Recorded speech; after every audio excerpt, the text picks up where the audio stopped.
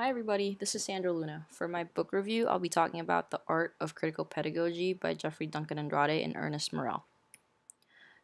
Their book is about 3 case studies, all taking place in different locations in California. One takes place in East Bay High School in Oakland, another takes place at a college access program at South City High School, and the last one takes place at a summer research seminar operated through a major university in Southern California, which the authors did not name. All 3 case studies were pursued on behalf of marginalized populations, so students and communities of those places that have been systematically oppressed time and time again. All of them are collaborative efforts towards the pursuit of action for change. It's to counteract the norm that has already been in these communities, which sets up the already successful to continue to be successful, but continue to fail those students and communities that have already been failed before. Both authors were directly involved in all 3 case studies. They were primary educators, and in one of the case studies, they were actually coaches of this basketball team, which we'll get to during this book review. Both Duncan Andrade and Morrell pursued this research to advocate for students, parents, and the communities of the oppressed of each of these locations where they took place. Because there is a constant pursuit of standard expectations in different communities, they felt that there is a needed action to counteract that. So they're trying to, in a way, battle the norm by uncovering the qualities of these urban communities as opposed to picking out or picking at the flaws that exist within them. The authors talk about a lot of critical pedagogues in the introduction of the book, but for this case study that I'm going to focus on for my book review, there are about 4 critical pedagogues that I feel mostly related to this particular case study. They focus on a community of practice and that schools are a process culturally and historically.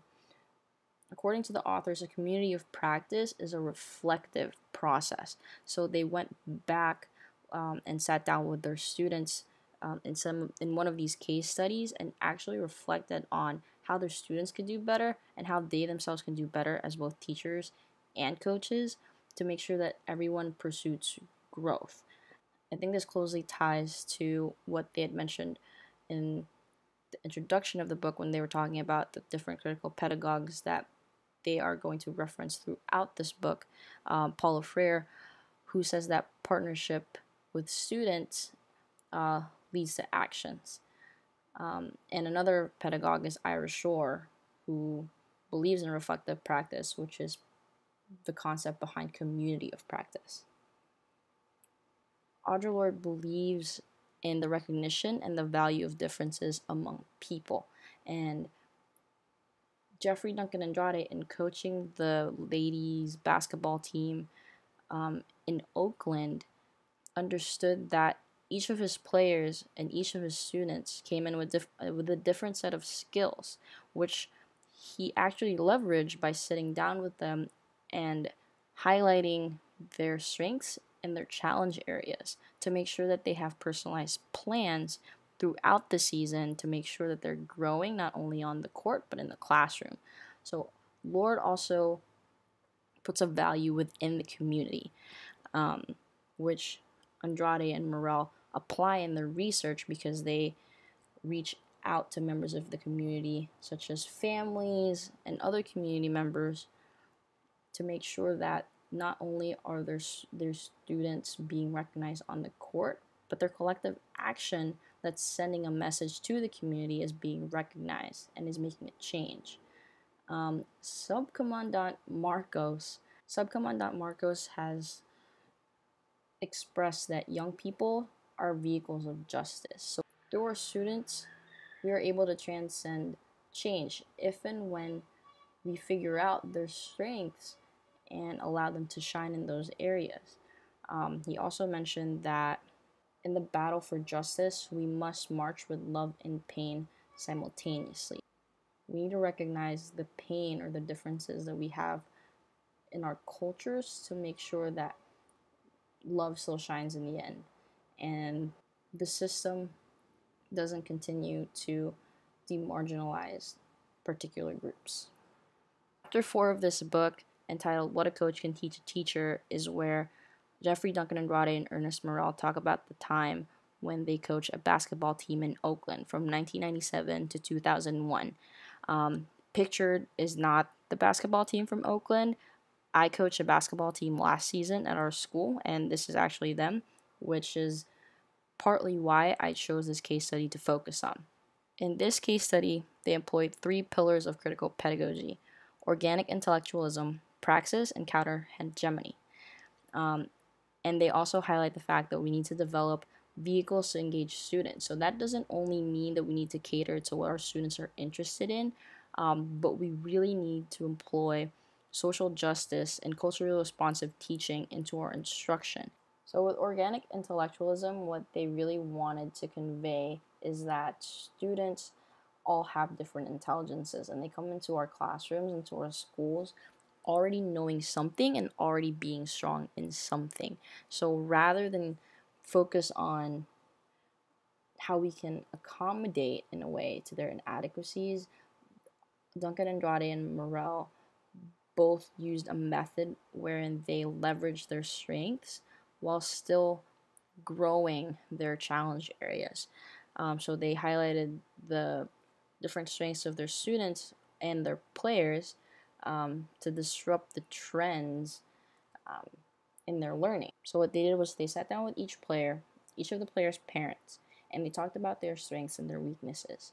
And they made plans for the season, for on the court and in the classroom. And they made sure that what they were already strong in was being used to make sure their challenge areas are growing. And he did it in a way that really brings out the importance of differentiation, because every student learns differently. Every player comes on the court or on the field with a different set of skills. We want to make sure that if a player already knows how to shoot free throws or is already good at shooting free throws, that's not what they're practicing for an hour and wasting their time. If Jeffrey Duncan Andrade and Ernest Morrell talk about coaching being a method of reflecting. After every game, they would look at what plays they did correctly, what plays they can tighten up, who can shoot where, who can shoot what, who can guard who, all these different things that allowed them to leverage themselves for the next game. They put all the issues on the forefront. So if someone wasn't good at something that's like a jump shot, that's what they would practice and make sure that they grow in. They implemented a set of core values they called the definite dozen to stay in the program, to play in the program, and to be successful in the program. And all the players had to follow these core values, and it's a focus on critical self-consciousness. A few of the players were interviewed and reflected on how they viewed themselves before and after they were coached by the 2 authors. 2 of the players talked about how they didn't have confidence before playing basketball, but at the end of their time on the team, they were able to recognize their confidence, their growth areas, and their strengths. Counter hegemony is pretty much the critique of inequities and actions. So it's an action to counteract the norm. It's also an action for those who are oppressed to gain a voice and power in social institutions. And students in this picture are seen protesting because there is power in the oppressed. If there is a collective action, it's stronger than one person. Institutional capital are teachers, the community, their peers, and everyone who is able to recognize what can be done and how can it be done. So it's everyone who is a member, who's a possible member of this pursuit of action. So there's critical double consciousness that's going on. You are aware of how you are being oppressed, and you are aware of how you can counteract that oppression. From this case study, I want to talk about how I relate and how I've learned from their success. So shown here are my students and me teaching my students on the top left. I value collaboration as a teacher very, very much. I try to collaborate with my resource teacher as much as possible to make sure that my students with IEPs are being accommodated to, and there is growth during the year for them. This year, I'm definitely taking a proactive stance on making sure that they're being accommodated not only in their math class, but in their other classes. It doesn't matter if they're in my classroom or not. They should be able to use what they know instead of being, in a sense, handicapped, but by what they don't know or what they don't know yet. So I want to make sure that I establish culture and cultivate a set of practices and use my institutional capital, the resource teachers, my coach, my co-teachers, and my students to make sure they're successful. I want to make sure that I also find vehicles of engagement, and that's not only pursuing projects such as the one that is pictured on the bottom right, to make sure that my students are engaged in my classroom. So that one particularly struck their attention because it required them to pursue critical thinking. They had to use their algebra skills, their geometry skills, and their critical thinking. And during the year, we did different projects that touched on social justice and really had my students thinking how their lives are being affected by the community and the outside community. How can we pursue something better for everybody? And that's one of the things that I've learned from this case study, is that you really have to employ your resources, and they're going untapped everywhere, not just in Eastside San Jose. I also want to make sure that I employ the zone of proximal development and make sure that my students' strengths are being highlighted and catered to in a way in my classroom, but their challenge areas are also being grown. And I also want to make sure that I continue to seek feedback for improvement on my practice from my coach, my co-teachers, especially from my students. I want to understand how they're feeling, how they're learning, how they're processing their information, because it is truly important. Before we even get started on a pursuit for social justice, we need to make sure that we know how our students really learn and use that to our leverage to try to make change within our communities. So that's it.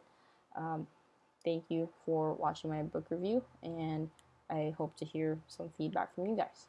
Thank you.